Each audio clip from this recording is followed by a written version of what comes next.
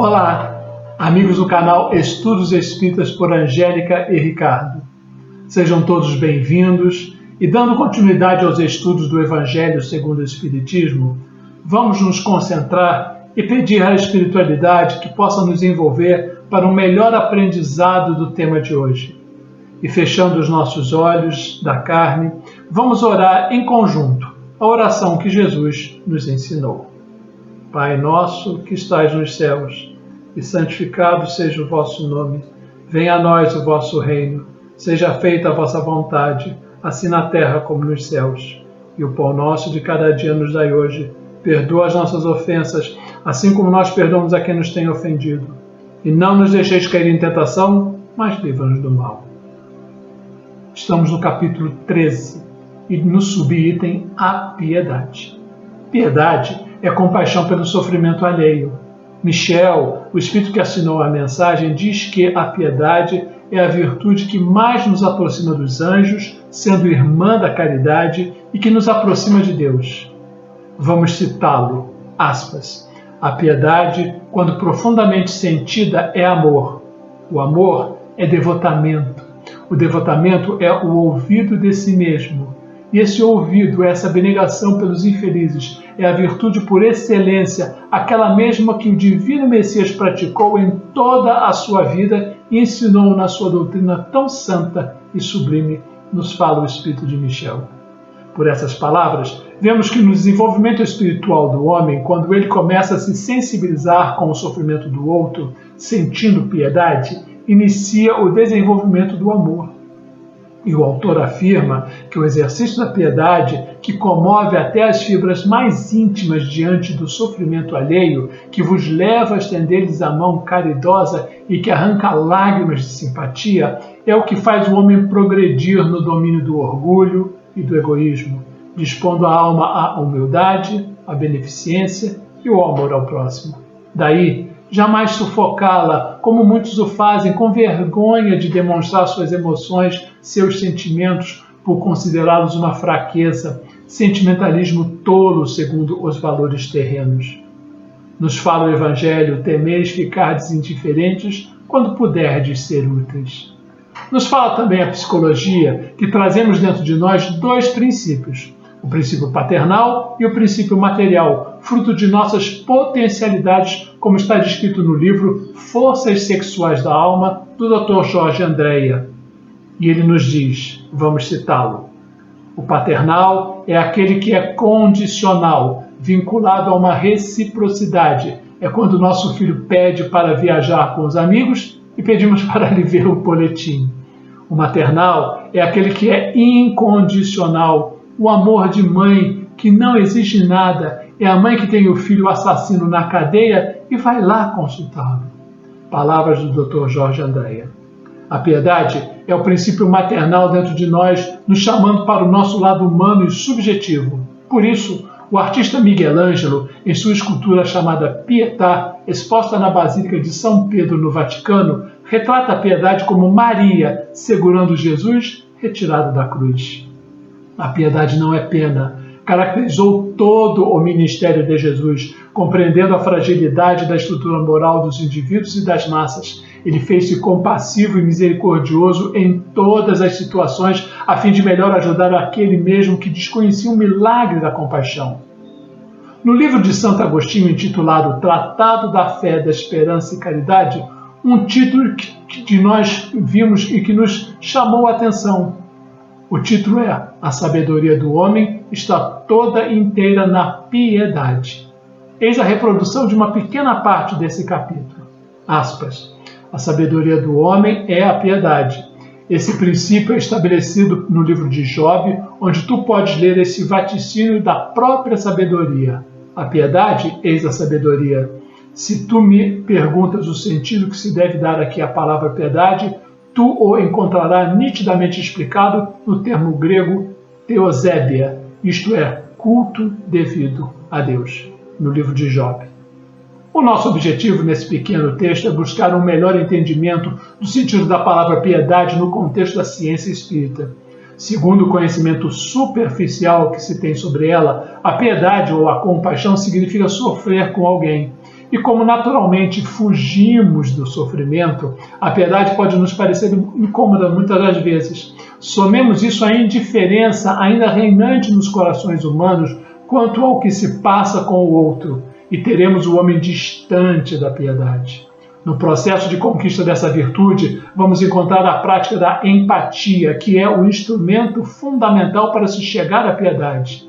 A empatia é a condição psicológica que permite uma pessoa sentir o que sentiria caso estivesse na situação e na circunstância experimentada por outra pessoa.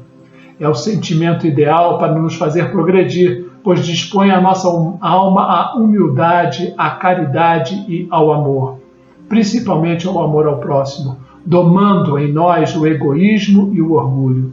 Jesus percorria todas as cidades e aldeias, ensinando nas sinagogas e nos locais o evangelho do reino e curando todas as doenças e moléstias entre o povo, tendo grande piedade delas, porque andavam cansadas e desgarradas, como as ovelhas que não têm um pastor.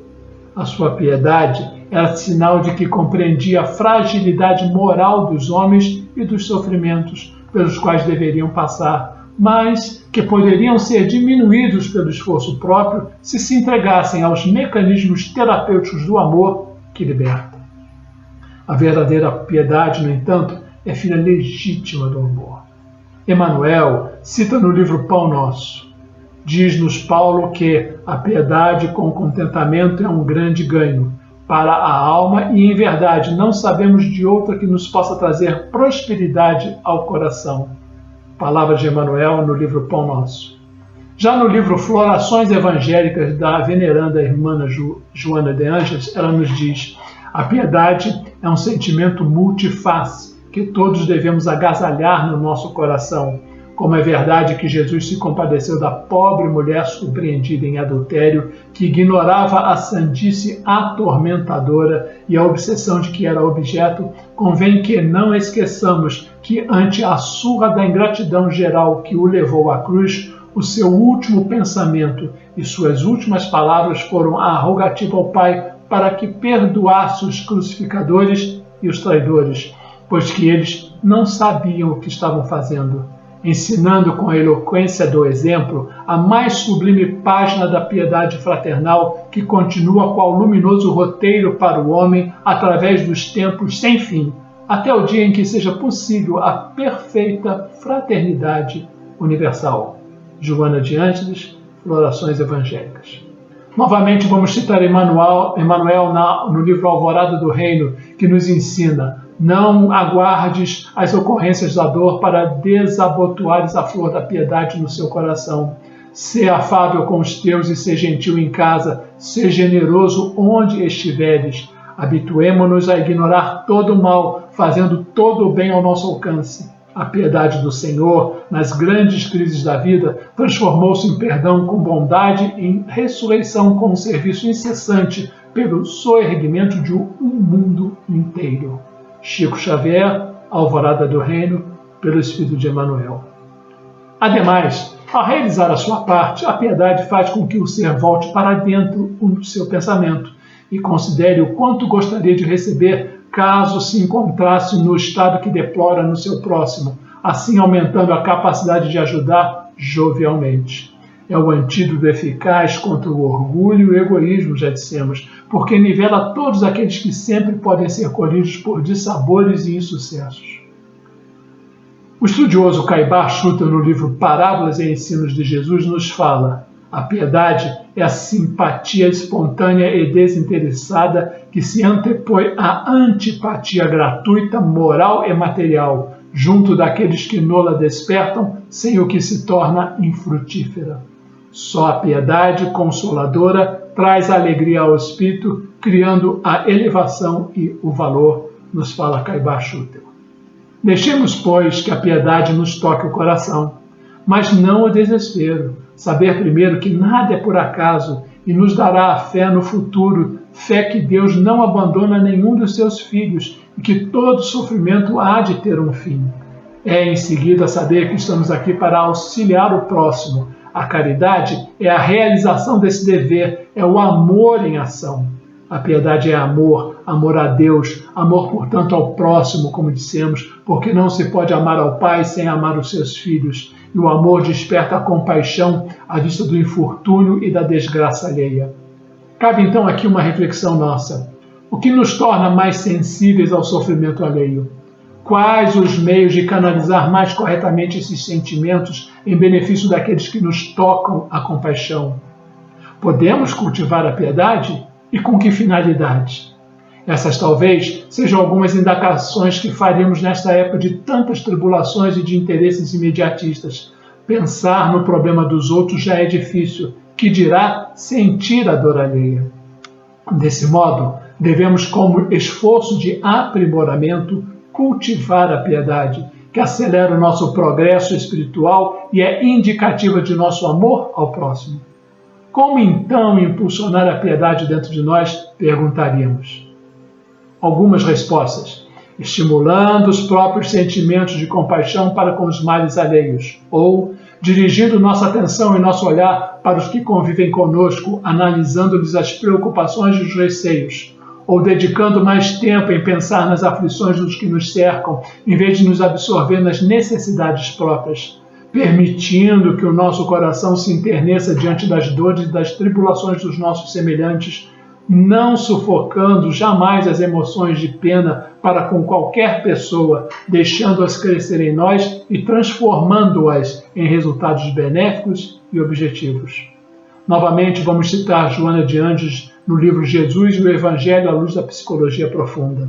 A piedade do Mestre era sinal de compreensão do processo evolutivo pelo qual deveríamos passar os homens e os sofrimentos que faziam jus, mas que os poderiam ter diminuídos por esforço próprio se entregassem aos mecanismos terapêuticos do amor que liberta. Veneranda Joana. Mas o que significa ser piedoso? Ser piedoso significa amar sem condição, entender o momento do outro, sem recriminá-lo, respeitar sem cobrar, sem exigir reconhecimento, sem humilhar. Ser piedoso é agir com o coração, não é sentir pelo outro, mas sentir com o outro. Sem amor, não praticamos a verdadeira piedade, apenas sentimos pena, mas não piedade. Há muita diferença entre ter piedade e sentir dó ou pena, e essa diferença faz toda a diferença. Eu tenho refletido muito sobre a piedade e suas manifestações, nada a ver com pena ou qualquer preguiça do gênero. Entretanto, eu acredito que o seu desenvolvimento merece maior cuidado, pois tenho observado as pessoas muito distantes umas das outras. Estarei enganado? Gostaria realmente de estar. Afinal, que sentido pode ter a vida se nos tornarmos insensíveis diante das emoções dos que nos rodeiam? Por acaso é possível estarmos bem diante de alguém que sofre? Não há a menor dúvida de que precisamos um dos outros para nos fortalecer na busca de dias melhores. Assim como poderia se explicar a postura de cobrador dos atos dos outros. Está colhendo o que plantou, é o que dizem, e que triste exclamação. Entendemos que é verdadeira a ideia, ou seja, cada um sempre colhe o que plantou, porque a justiça divina é inexorável. Mas quem somos nós para lançar qualquer tipo de condenação aos nossos semelhantes? Por acaso também nós não sofremos as consequências dos nossos próprios atos? E que queremos que nos reprovem? Claro que não. Também há a questão do tempo. As pessoas estão cada vez mais ocupadas com seus afazeres e isso as impossibilita de dedicar alguns momentos na tentativa de abrandar a dor dos outros. Será? Não temos tempo de procurar ajuda ou mesmo alguém que nos ouça quando é em nossa porta que a aflição se apresenta e bate. Mas temos tempo para ficar nas redes sociais fuçando a vida dos outros. Precisamos nos ater na imensa responsabilidade de conviver entre iguais, agindo como os outros, como gostaríamos que agissem para conosco, e isso independe de quem seja ou de quem proceda conosco. Tudo o que fizermos no sentido de acolher e atenuar a dor alheia se refletirá em atenuantes na nossa própria dor. O bem sempre reverterá em bem. Por isso que quem se apieda dos sofrimentos alheios nunca estará sozinho. Desse estudo, a lição maior é o estímulo de deixar-se dominar pelo sentimento de piedade, e não abafá-lo com vergonha de sentir-se fraco, por medo de envolver-se, de ter mais aborrecimentos ou problemas, a fim de se fazer tudo o que se pode em favor dos necessitados. Que a nossa piedade não espere o nosso irmão se humilhar para pedi-la. Vale lembrar que não é possível sentir piedade por outro enquanto não se amar a si próprio. Por isso, é preciso que tiremos o véu da ignorância e ser caridoso consigo mesmo e se melhorar por dentro. Já que quando o coração está aberto ao amor, as boas energias limpam e preenchem todo o nosso íntimo. Para finalizar, lembre-se que é preciso ser piedoso, é preciso ouvir, abraçar, falar, estar com a pessoa quando ela precisar, não importa se ela é conhecida ou não. E ainda, ser piedoso é abnegar-se de si e pensar no outro. Se na piedade está a sabedoria, poderíamos sintetizar essas nossas breves reflexões nas palavras de Jesus. Se sabeis essas coisas, bem-aventurados sois se as fizerdes. Palavras de Jesus. Aproveitemos essa semana para pensar um pouquinho mais sobre como entendemos e vivenciamos a piedade no nosso dia a dia. Peçamos em nossas preces forças para perseverar na busca do aprimoramento dessa sublime virtude na nossa vida e que nos aproximará cada vez mais do Pai Criador. Agora, fechando novamente os nossos olhos, vamos pedir uma harmonização para o nosso planeta e sua humanidade, que passa por essa turbulência tão grande, pedindo que essa harmonização chegue aos locais onde a dor e o sofrimento estão instalados, como hospitais e lá aos profissionais da saúde, aos asilos, albergues, creches e presídios, que ela também chegue aos líderes das nações para que possam tomar boas decisões a todos os segmentos religiosos, às casas espíritas e à nossa casa espírita, pedindo também uma harmonização para o nosso ser interior e uma outra onde ela se fizer necessária. Se você gostou, se inscreva no nosso canal, clique no positivo, faça críticas e sugestões, comente e divulgue, se possível, o nosso canal entre os seus amigos. E toda quarta-feira você receberá uma nova postagem. Fiquem em paz, com Deus. Muito obrigado.